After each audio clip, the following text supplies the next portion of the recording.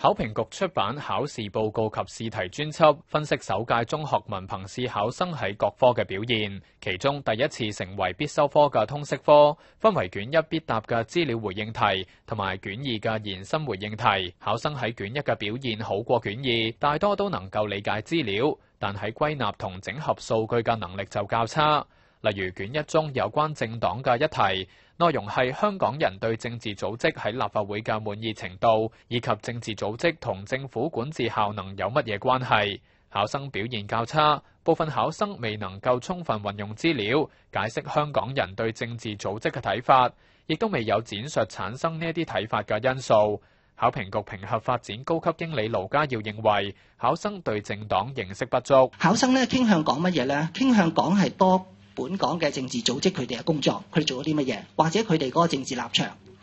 咁當然包括咗舉咗好多可能喺立法會裏邊佢哋嘅所做嘅一啲嘅工作啦，或者佢哋自己嘅一啲嘅言論啦咁樣樣。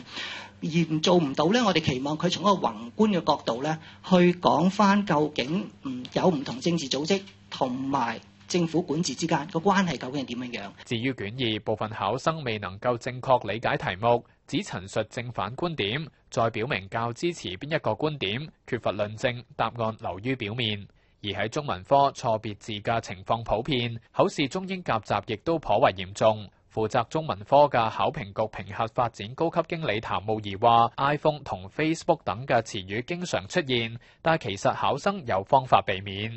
其實亦都未必咁需要咧，係好專門地去提某一啲嘅字眼，譬如話我哋可以用智能手機就可以取代咗即係呢一個嘅概念啦。咁甚至乎咧，而家譬如講緊即係喺即係流通網絡上邊，譬如用一啲嘅面書或者一啲嘅網絡啊，或者一啲嘅部落格啊等等。考評局話唔會因為提及一兩個英文就立即被扣分，考官係根據考生整體表現俾分，但係提醒考生要注意運用適合嘅語言。